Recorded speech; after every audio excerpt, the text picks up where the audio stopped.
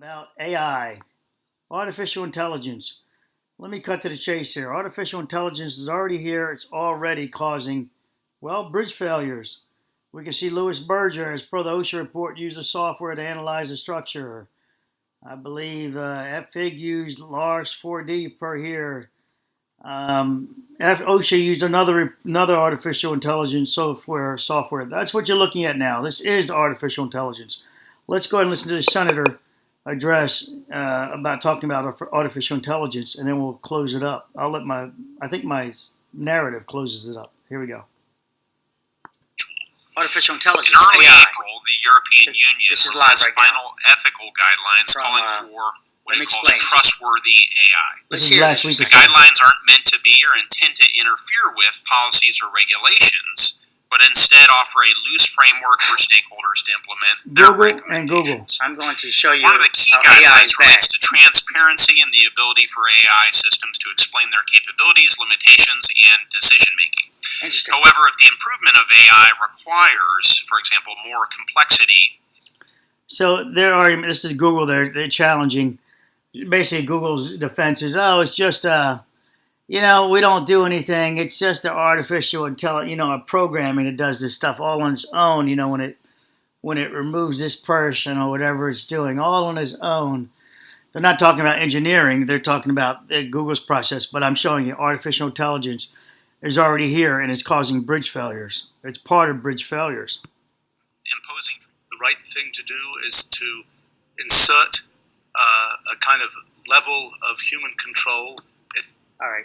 So we already have that. So now, the artificial intelligence again. These are the software programs that these large companies are using to evaluate their structures. And if the software says this doesn't work, they believe it. Or if it says this works, they believe it. This is the artificial intelligence that is failing engineering today. Failing engineering today. Again, FIU Bridge used artificial intelligence, if you will, using computer programs. OSHA has evaluated the bridge structure using artificial intelligence, they stated.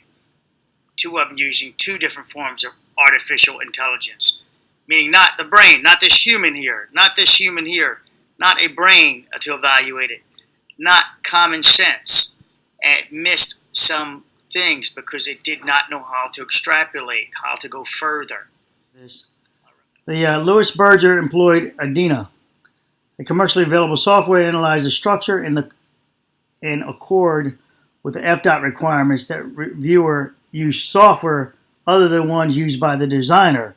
So FDOT again put their finger on this thing and said to the about the plans and evaluating it, you will use software different than the designer. All right, then it turns around that OSHA then used a different software. Let's go read on. Let's go on here. FIG used software Larson 4D and LUSA. All right, and the DINA analysis, Louis Berger did not use solid elements or rigid links between the members. However, reasonable results could be expected even without using solid elements and rigid links. Louis Berger discovered during the review of the design at the final completion stage of the structure that member number 1 was subject to excessive bending moment. Member 1. FIG agreed and introduced a couple of hinges in member 1 to alleviate the bending moment. So member 1 is all these clowns over here and these professional engineers keep talking about how over here in this group here, I'm sorry guys, I got to call them clowns. I find them all lacking. I find them just boasting about being structural engineers and it's just trash that they are worthy of putting my shoes in my closet, and that's about it. That's the only structure I would trust them with. They're talking about number 12 is a non-load bearing member, and so therefore number 1 is also a non-load bearing member. And yet we clearly see, and they can't, wait a minute, we must be messing up because they don't have brain power, these people over there.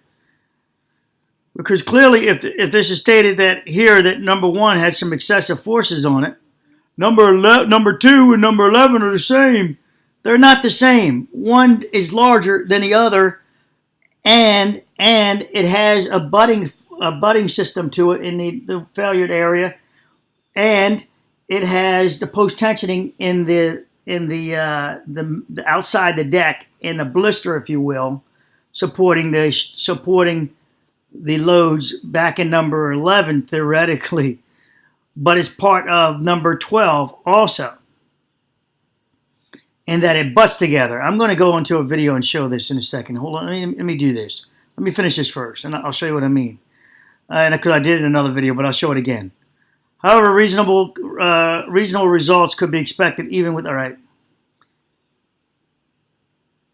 Louis Berger also raised the issue of excessive compression stresses in member number 2 due to post-tensioning of the post-tension bars. So Louis Berger says that, hey, when you add this tensioning in there, you're going to create excessive forces in number 2. Fig explained to Louis Berger that the post-tensioning is required during the movement phase to counter the tensile forces in the diagonal, that means number 2, due to cantilever action during the transportation. And I did a video about cantilever on this one way before this report came out. After the main span was transported and seated on the piers, the post-tension bars will be detention. Louis Berger had no other significant comments. Osher asked Louis Berger repeatedly to provide the peer review computations and emails, and Louis Berger denied.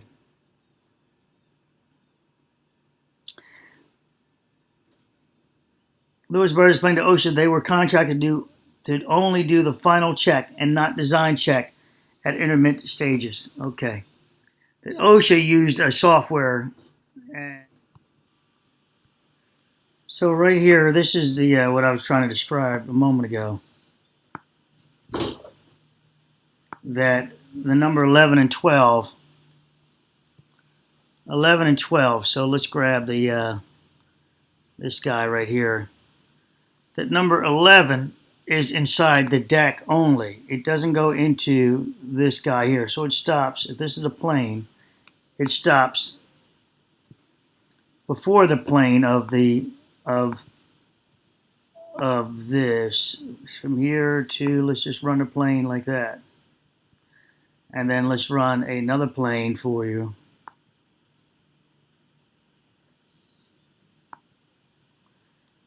And another plane will be this way. So this is 12. But let's do this instead. This is 12 down here. This little section here is what matters. This is 12. Let's just use that pipe right about there. So the pipe is encompassing. I can do this. I can do that. Hold on. I'll just change the opacity.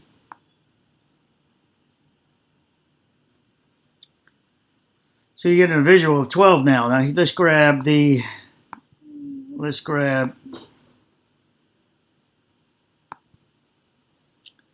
guy. This guy comes into 12 in this capacity. Number 11, and crosses over. If you can see the path, it only clips just a triangle of 12, the base of 12 here. When they detension this, as Denny Page stated, this was just detensioning 11. I stated earlier that it has clamp force holding 12 on the deck, in that it was holding the weight. It was countering the forces of, it was countering the forces of the weight of number 12. Just like Louis Berger said, number 11's got a lot of forces on it. Ooh. Has a lot of forces on it. Well, so does number 12, downward. And when they remember I made that sand thing, I did a video for you guys showing how I can remove the load, and when I remove the load, we get the failure. Let's get to that real quickly. So right here in this video I did on my other channel, retaining wall and how to stabilize the soil, gator grade, etc. I'm going to show, right now I'm going to show the video it's failed, where the soil failed. But then I'm going to show you how I'm going to stabilize this failure by adding a counterweight, counterforce against the surrounding soil. And then I'm going to remove those counterweights and you're going to see this collapse. And so that's all I'm trying to get you guys to see, is that the bars acted like a counterweight, and once relieved, that allowed this to fail. Guys, I never do a video just for fun of it. Even my joking video, it will tie into something. I'm going to show that the soil fails here, and the soil fails under the load. And then I'm going to show you how I'm going to stop it from failing by adding a counter load here that will stabilize it. And I'm going to show you how this ties into the FIU bridge. Hold on. Let's run it. Because 15 couldn't make it. You see what's going on there in the soil? I'm not pushing it. It's failing. That's what's going on there. Now watch this. I'm just helping it. I'm going to put it back a little bit and try to break it down. Now let's have a little fun and see if we can give the soil some counter forces around it. What happens if we give the soil some counter forces? Aha! And we notice it compacted somewhat because I, just ran that down into it. But so I guess I should fairness, but no, let's go for it. So what I'm going to do here is I'm going to add more load to it, more counter forces, and then I'm going to remove some counter forces. Upon removing the counter forces, you're going to see the failure happen.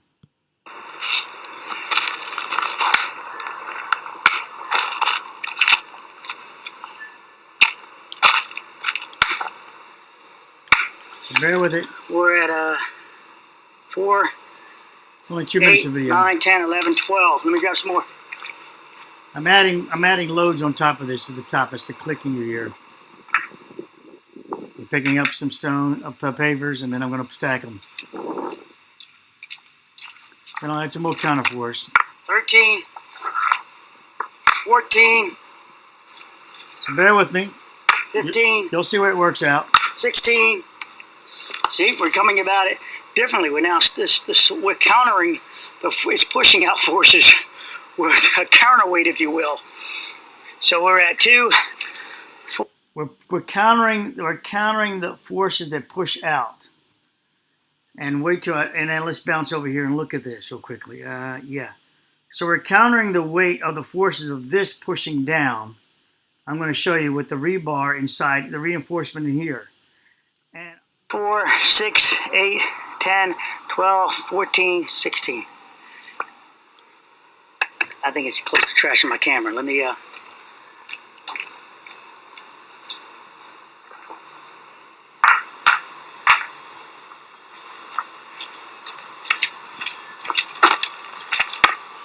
Less than a minute left. A minute some change. Counter forces. 17, 18. Ooh. Hold on.